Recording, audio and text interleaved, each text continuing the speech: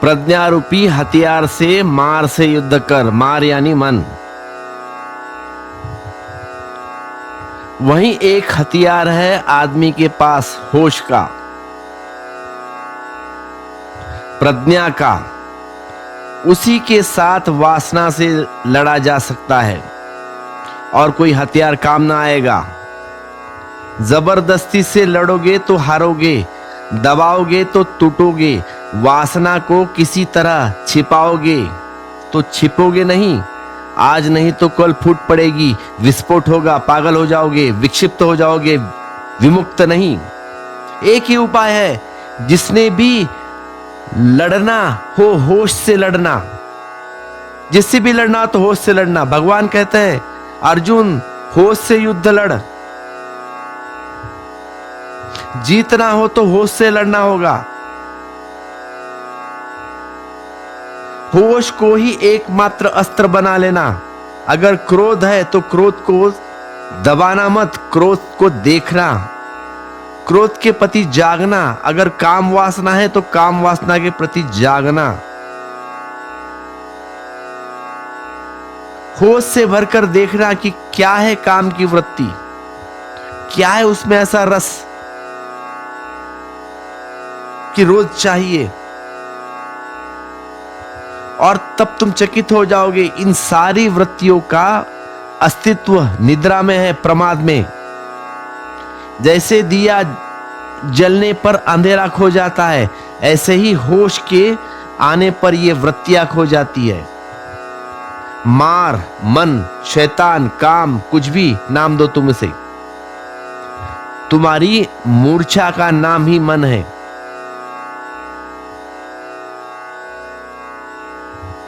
अहो यह तुच्छ शरीर शीघ्र ही चेतना रहित होकर व्यर्थ काम, व्यर्थ काठ भी भांति पृथ्वी पर पड़ा रहेगा। बुद्ध कहते हैं जब तुम जाग कर देखोगे परम आनंद को अनुभव होगा। फिर एक उद्घोष होगा, अहो यह तुम शरीर शीघ्र ही चेतना रहित होकर व्यर्थ काठ की भांति पृथ्वी पर पड़ा रहेगा।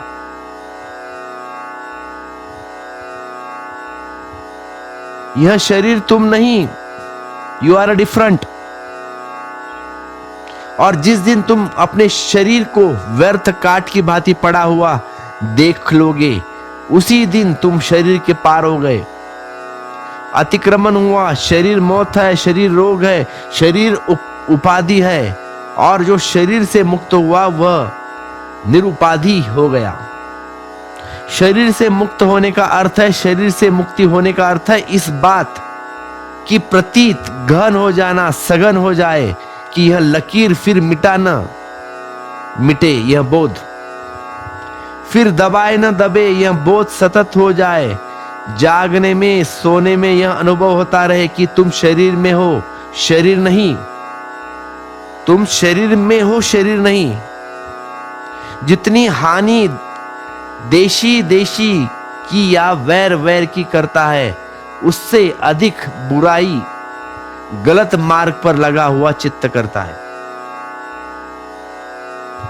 दुश्मन से मत डरो, बुद्ध कहते हैं वह तुम्हारा क्या बिगाड़ेगा। डरो अपने चित्त से, डरो अपने मन से।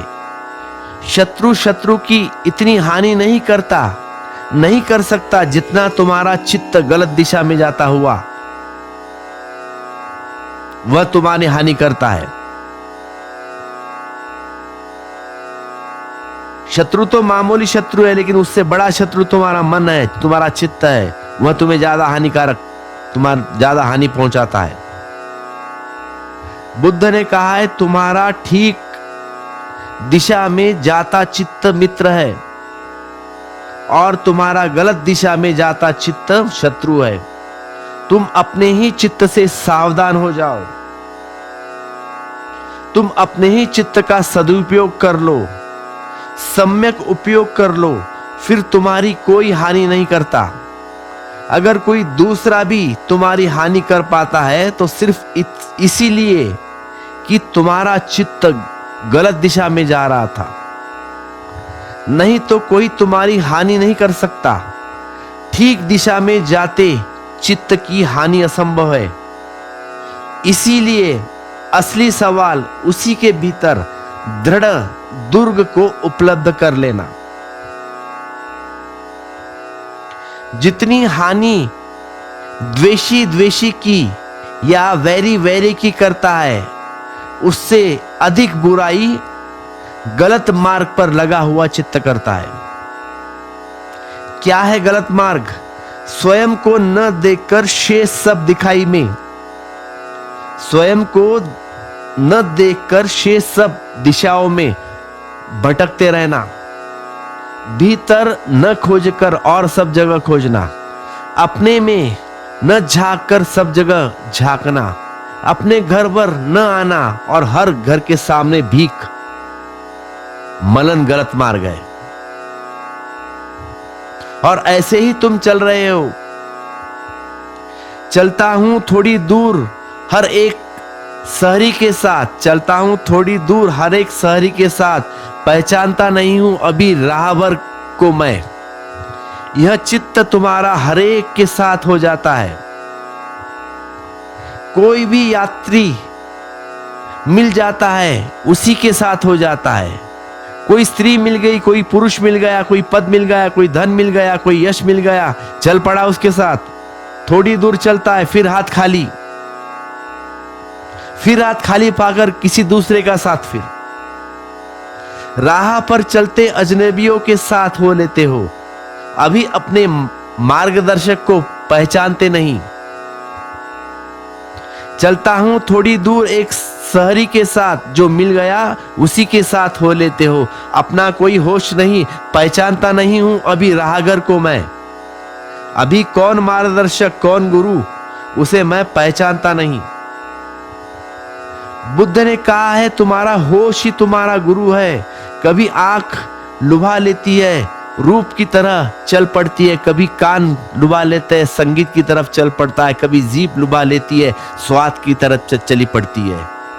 चलता हूं थोड़ी दूर एक शहरी के साथ, पर हाथ कभी भरते नहीं, प्राण कभी तृप्त नहीं होते, सोचकर यहां ठीक नहीं, फिर किसी और के साथ चल पड़े। मगर एक बात नहीं आती, पहचानता नहीं हूं अभी राहगर को मैं। कौन है जिसके पीछे चलूं? होश, जागृत, ध्यान, उसके पीछे चलो जो ही पहुंच पाएंगे, क्योंकि उसका जिसके साथ पकड़ लिया वह अपना घर लौट आता है, वह अपने स्तोत्र पर आ जाता है, गंगा गंगोत्री के पास आ जाती है। जितना भलाई माता पिता या दूसरे बंधु बांधव नहीं कर सकते, उससे अधिक भलाई सही मार्ग पर लगा हुआ चित्त करता है।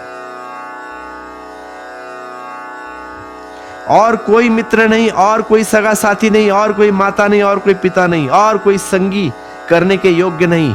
एक ही साथ खोज लेना योग्य है, अपने बोध का साथ। फिर तुम वीराने में भी रहो, रेगिस्तान में भी रहो, तो भी अकेले नहीं हो। और अभी तुम भरी दुनिया में भी बिल्कुल अकेले हो। चारों तरफ भीड़ है, भाड़ है, बड़ा शोरगुल है, पर तुम बिल्कुल अकेले हो। कौन है तुम्हारे साथ? मौत आएगी, कौन तुम्हारे साथ जा सकता है? लोग मरघट तक पहुंचाते हैं, जला डालते हैं, फिर वापस आते हैं, तुम्हारे साथ कोई नहीं आता।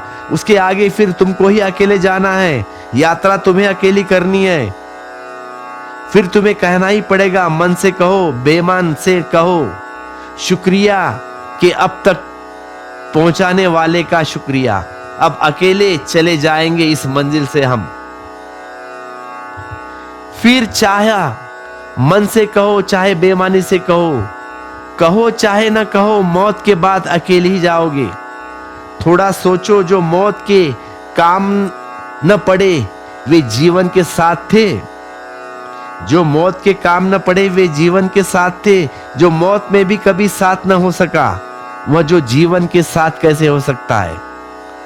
जो मौत में साथ न हो सका, वो जीवन में कैसे होगा? धोखा था, एक भ्रांति थी। कि मेरा ये भाई, ये मेरी बहन, ये मेरा बाप, ये मेरी माँ, ये मेरा बेटा। मन को भुला लिया था, मन समझ लिया था कि हमारे है।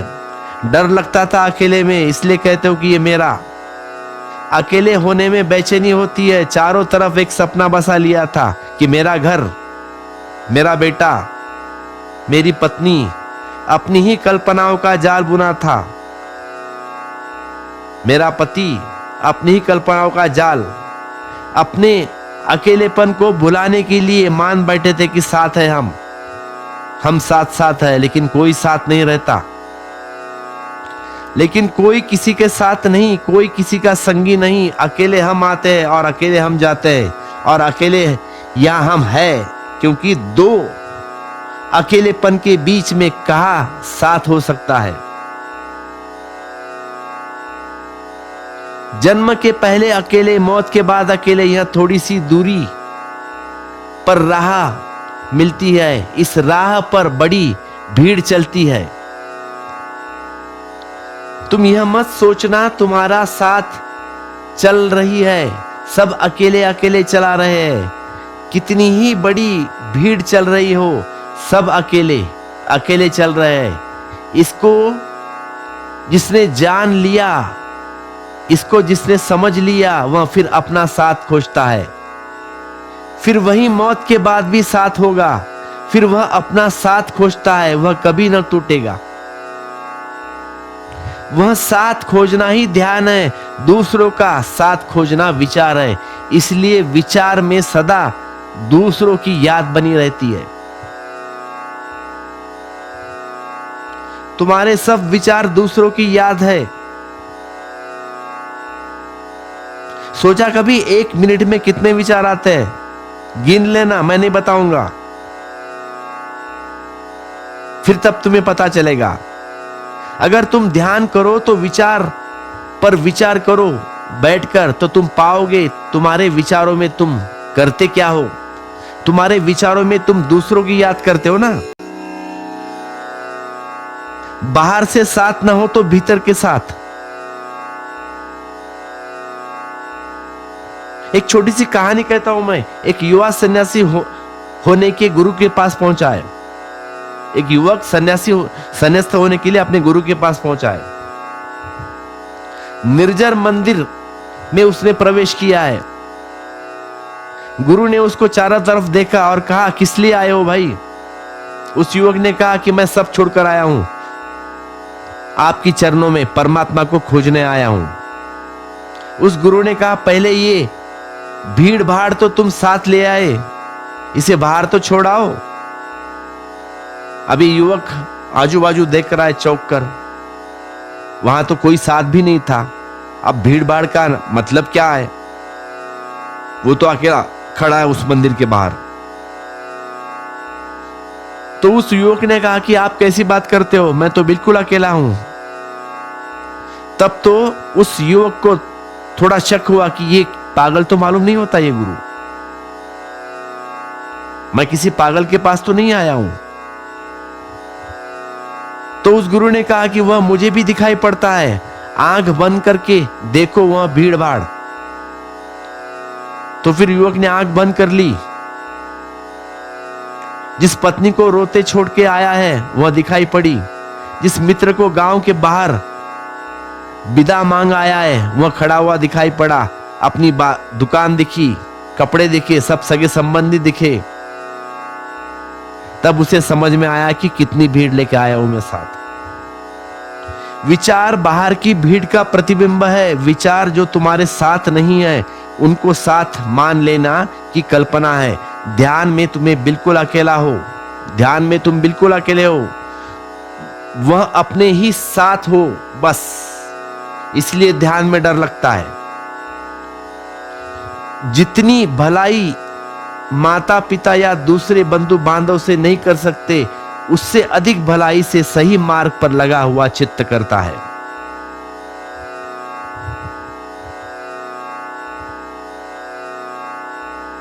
अब सही मार्ग का मतलब क्या है? अपनी तरफ लौटना, जिसको पतंजलि ने प्रत्याहार कहा है। भीतर की तरफ लौटना, जिसको महावीर ने प्रतिक्रमण कहा है, अपनी तरफ आता हुआ, जिसको जीसस ने कहा है लौटो, क्योंकि परमात्मा का राज्य बिल्कुल हाथ के करीब है। वापिस आ जाओ। यह वापिस, यह लौटना ध्यान है। यह लौटना ही चित्त का ठीक लगाना है। तुम चित्त के ठीक लगने से यह मत समझ लेना कि अच्छी अच्छी बातों में लग गया है। मूवी का मत सोचना, न किसी सीरियल का। स्वर्ग का सोचना है। स्वर्ग भी फिल्म है, एक अच्छी बातें में लगा है। दुकान की नहीं सोचता, मंदिर की सोचता है। मंदिर भी एक दुकान है मेरे भाई, अच्छी बातों में लगा है। यह मत समझ लेना कि मतलब कि पाप की नहीं सोचना, पुण्य की सोचना। यह भी दुकान लगा दी तुमने। पुण्य भी पाप है। अच्छी बातों का तुम मतलब मत समझ लेना कि राम नाम जप ले तो सब होगा, या कह लिए राधे राधे कर ले तो सब होगा। मगर मरा जपो कि राम राम जपो, या राधे राधे जपो, या श्री कृष्ण हरि जपो। दूसरों की याद पर का चिंतन है। फिर वह मंदिर का हो या दुकान का, या राम का हो कि रहीम का, इससे कोई फर्क नहीं पड़ता। ठीक दिशा में लगे चित्त का अर्थ है अपनी दिशा में लौटना, अपने घर वापस लौटना। वह विचार छूट जाते हैं, धीरे धीरे तुम ही रह जाते हो। तुम्हारा अकेलापन होना रह जाता है। शुद्ध मात्र तुम इतना अशुद्ध कि मैं का भाव ही नहीं उठता, क्योंकि मैं का भाव भी एक विचार है। अहंकार नहीं उठता, क्योंकि अहंकार भी एक विचार है। जब और सब छूट जाता है, उन्हीं के साथ भी छूट जाता है। जिस मुकाम पर तुम तू को छोड़ आते हो, वही मैं छूट जाता है। जहां तुम दूसरों को छोड़ आते, वहीं तुम भी छूट जाते हो। फिर जो शेष रह जाता है शुद्धतम, जब तक उनको न पालो तब तक जिंदगी गलत दिशाओं में लगी है। ये जिंदगी गुजार रहा हूं तेरे बगैर, ये जिंदगी गुजार रहा हूं तेरे बगैर, जैसे कोई गुनाह किए जा रहा हूं मैं। जब तक इस जगह न आ जाओ तब तक सारी दुनिया एक गुनाह है, एक पाप है। जब तक तुम कितने ही अपने को समझाओ, कितने ही अपने को ठहराओ, तुम कंपते ही रहोगे भय से। तब तक तुम कितने ही समझाओ, तुम धोखा न दे पाओगे। तुम्हारी ही सांत्वना के नीचे खाई झांकती है, रहेगी भी भय की घबराहट। मृत्यु तुम्हारे पास से ही खड़ा रहेगा। तुम्हारी जिंदगी तो जिंदगी मानकर तुम धोखा न दे पाओगे। और तुम कितने ही पुण्य करो, जब तक तुम स्वयं की सत्ता में नहीं प्रविष्ट हो गए। ऐ जिंदगी गुजार रहा हूं तेरे बगैर, वही परमात्मा है, वही तुम्हारा होना है। तुमसे भी मुका वही परमात्मा है, जहां घड़ा फूट गया और कोरा आकाश रह गया। नया फिर वही सनातन, सदा का फिर सदा नया और ताजा। ए जिंदगी गुजार रहा हूं तेरे बगैर, जैसे कोई गुनाह किए जा रहा हूं मैं। और जब तक तुम उस जगह नहीं पहुंच जाते, तब तक तुम अनुभव करते रहोगे कि पाप हुआ जा रहा है। कुछ भूल चूक हो गई, पैर कहीं गलत पड़ गए, लाख संभालो, तुम संभल न पाओगे। एक ही संभालना है, और वह संभालना धीरे धीरे अपनी तरफ सरकना, उस बिंदु पर पहुंच जाना जिसके आगे कुछ भी नहीं, जिसके पार बस विराट का आकाश है। इसे बुद्ध ने शुद्धतम कहा है। इस शुद्धतम में जो प्रविष्ट हो गया, उसको ही निर्वाण, उसने ही निर्वाण पा लिया। उसने ही वह पा लिया जिसके पाने के लिए जीवन है हमारा। और जब तक ऐसा न हो जाए, तब तक गुनगुनाते, ए जिंदगी गुजार रहा हूं तेरे बगैर, जैसे कोई गुनाह किए जा रहा हूं। ऐसे याद रखना, तब तक भूल मत जाना, कहीं ऐसे न हो कि तुम किसी पड़ाव पर ही सो जाओ। ऐसे न हो कि तुम भूल ही जाओ कि जीवन जागने की पाठशाला है, इससे उत्तीर्ण होना है, यह घर बसाना नहीं है।